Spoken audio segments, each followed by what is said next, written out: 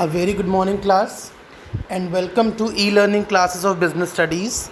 My dear students, in previous lecture, that is lecture number 8, we have covered the scientific principles by F.W. Taylor. Now in this lecture, that is lecture number 9, we are going to cover the remaining chapter, the last topics, scientific techniques of Taylor and advantages and modern scientific techniques. My dear students, except scientific principle, there are certain techniques developed by Taylor known as scientific techniques, conducted various experiment at his workplace. अपनी work place पे various experiments करके scientific principles के अलावा Taylor ने कुछ techniques भी दी. वो common techniques क्या क्या हैं? Number 1, functional foremanship. Basically my dear students, this technique is an extension of principle of division of labour. इसके अकॉर्डिंग क्या बताया टेलर ने कि कोई भी वर्कर इतना ज़्यादा ब्रिलियंट नहीं है, कोई भी सुपरवाइज़र इतना एक्सपर्ट नहीं है जो हर तरीके का काम कर सके. इसलिए there is the requirement of different workers और different supervisors for different work. So in this regard he appointed 8 foremans to guide workers. उन्होंने क्या किया? 8 फोरमैन्स को लगाया वर्कर्स को गाइड करने के लिए 2 डिपार्टमेंट्स के तहत, प्लानिंग डिपार्टमेंट एंड प्रोडक्शन या operational department. Now planning department में there are 4 personnels: route clerk, instruction card clerk, time and cost clerk, disciplinarian. Route clerk कौन होता है? He is responsible to specify the route of production. इसका main काम क्या होता है? रूट ऑफ प्रोडक्शन को स्पेसिफाई करना. इंस्ट्रक्शन कार्ड क्लर्क का मेन पर्पस क्या है? He is responsible to give instructions to the workers. ये वर्कर्स को इंस्ट्रक्शंस देने के लिए रिस्पॉन्सिबल है. Time and cost clerk, basically he is responsible to prepare time and cost sheets. ये किसके लिए रिस्पॉन्सिबल होता है? टाइम और कॉस्ट शीट्स को प्रिपेयर करने के लिए. डिसिप्लिनेरियन, इसका मेन वर्क क्या होता है? To create discipline among the workers. तो प्लानिंग इंचार्ज में ये 4 फोरमैन्स को अपॉइंट किया गया. Now under the operational department, operational department में 4 पर्सनल कौन कौन लगाए गए? Speed boss, gang boss, repair boss, inspector. Basically what is the work of speed boss? He is responsible for timely completion of job. बहुत ही simple language में बेटा notes आपको दिए हैं मैंने, आप एज इट इज़ इसको लर्न कर सकते हैं for your board exams. Speed boss किस लिए रिस्पॉन्सिबल था? टाइमली कंप्लीशन ऑफ जॉब के लिए. गैंग बॉस का मेन वर्क क्या था? For keeping machines and tools ready for work. Gang boss machine और टूल्स को रेडी रखता था वर्क के लिए. Repair boss, he is responsible to keep machines and tools in proper working conditions. Repair boss किस लिए रिस्पॉन्सिबल था? कि मशीन और टूल को प्रॉपर वर्किंग कंडीशन में मेंटेन रखें. एंड इंस्पेक्टर, ये रिस्पॉन्सिबल था क्वालिटी ऑफ वर्क को चेक करने के लिए कि जो वर्किंग क्वालिटी है दैट इज़ गुड और not, he is responsible for that. Let's see the picture कि फैक्ट्री मैनेजर को 2 पार्ट्स में डिवाइड कर दिया गया, प्लानिंग ऑफिसर एंड प्रोडक्शन या ऑपरेशनल ऑफिसर. और वर्कर्स को डिफरेंट फोरमैन्स की गाइडेंस दी गई. Root clerk, instruction card clerk, time and cost clerk, disciplinarian, speed boss, gang boss, repair boss and inspector. So this was the first technique, scientific technique, functional foremanship. Now after that, second technique is standardization and simplification of work. Basically standardisation का मतलब होता है कि हर business activity के लिए, process के लिए, raw material के लिए, टाइम के लिए, मशीनरी के लिए, मेथड्स के लिए एक स्टैंडर्ड्स की सेटिंग की जाती है कि अगर आपने आज 80% स्कोर किया है बिजनेस प्रोडक्शन में, तो कल आप स्टैंडर्ड सेट करेंगे थ्रू अचीव 90%, तो आपकी वर्किंग पूरी उसी परसेंटेज के अकॉर्डिंग होगी. Standardisation of product employees, product standardisation का मतलब क्या होता है कि साइज़, डिज़ाइन, क्वालिटी, शेप, हम हर चीज़ पे ध्यान दें. बेसिकली ये सब कुछ क्यों किया जाता है? मेन ऑब्जेक्टिव क्या होता है स्टैंडर्डाइजेशन का? To maintain quality standards, quality standard को हम मेंटेन कर सकें. To set up performance standards of man and machine, हम मैन और मशीन का परफॉर्मेंस स्टैंडर्ड सेट कर सकें. To provide interchangeability of manufactured parts and products, हम interchangeability of manufacture parts and product को मेंटेन कर सकें, to achieve target production in predetermined time, हम टारगेट प्रोडक्शन को अचीव कर सकें।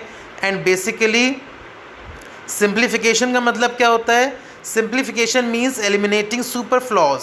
कोई भी अगर मिस्टेक्स है, कुछ भी है, तो उसको हम सिंप्लीफाई करते हैं इन अ वेरी ल्यूसिड वे। इसका एम क्या होता है? Eliminate unnecessary diversity of products and thereby reduces cost. जितने भी डाइवर्सिटी ऑफ प्रोडक्ट्स हैं, वैरायटी ऑफ प्रोडक्ट्स हैं जिनकी कोई रिक्वायरमेंट नहीं है, ये उनको एलिमिनेट करता है और कॉस्ट को रिड्यूस करता है। Help in achieving economy in the use of required machines and tools, और इकोनॉमी को भी अचीव करने में हेल्प करता है। Now third technique was work study technique. This is one of the very important technique, ठीक है। सो इसको बहुत ध्यान से बेटा सुनिएगा। It ensures maximum output with the minimum possible efforts. अगर मैं आपको बहुत ही जनरल लैंग्वेज में समझाऊँ तो maximum profit with minimum cost of production, cost of production कम और प्रॉफिट ज़्यादा। इस टेक्निक में 4 टेक्निक्स आती हैं: method study, motion study, time study and fatigue study. आपकी बुक में फटीग स्टडी पहले एक्सप्लेन है, मैंने आपको एक सीक्वेंस में समझाया है। पहला मेथड स्टडी है। This method of scientific management is conducted to find out one best method of way of performing a particular task. Method study में क्या होता है? After certain observations and experimentations we are on a urge के जो best method है या जो best तरीका है काम करने का, we should have that and start are working with that pattern, method या वे ओनली, सो दैट हमारा कॉस्ट मिनिमम हो सके और प्रोडक्शन मैक्सिमम हो सके। इस टेक्निक की हेल्प से ऑपरेशन रिसर्च को भी हम यूज़ कर सकते हैं। दूसरी है motion study. Basically motion study का मतलब क्या होता है? किसी भी वर्कर के मूवमेंट की स्टडी करना कि कितनी बार उसके वर्किंग में मूवमेंट हो रहा है।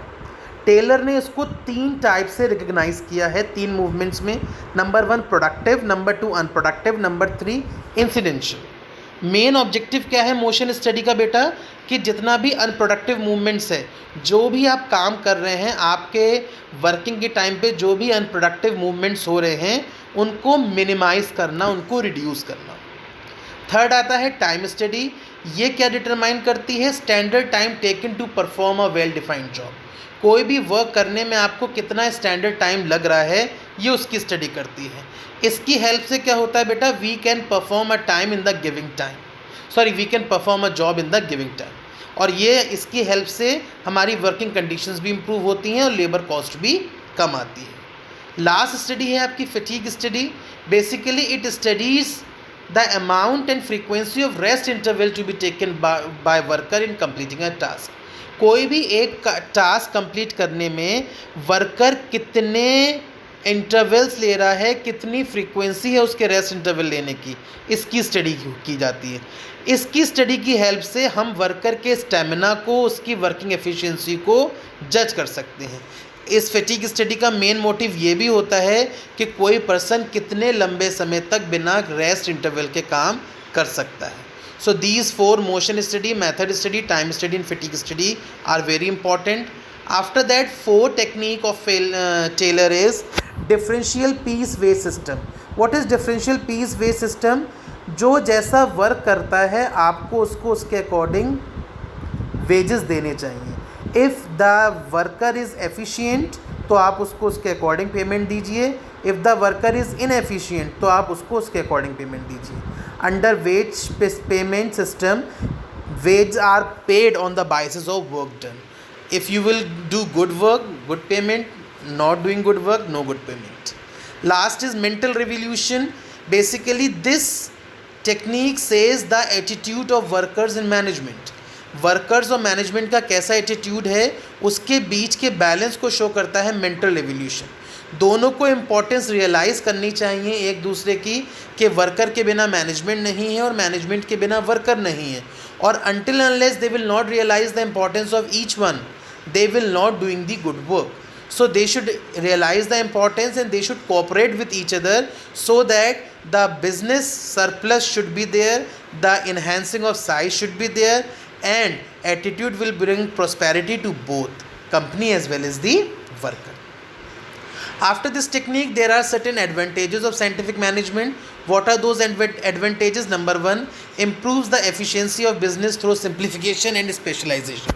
सिंप्लीफिकेशन और स्पेशलाइजेशन से हम एफिशिएंसी इंप्रूव कर सकते हैं, कॉस्ट ऑफ प्रोडक्शन को रिड्यूस कर सकते हैं, और प्राइस डिक्रीज की वजह से फर्म एनेबल होती है एक मार्केट में बिग शेयर को कैप्चर करने में, और वर्कर्स जो हैं वो ज़्यादा से ज़्यादा वेज प्राइस सिस्टम से अर्निंग कर सकते हैं.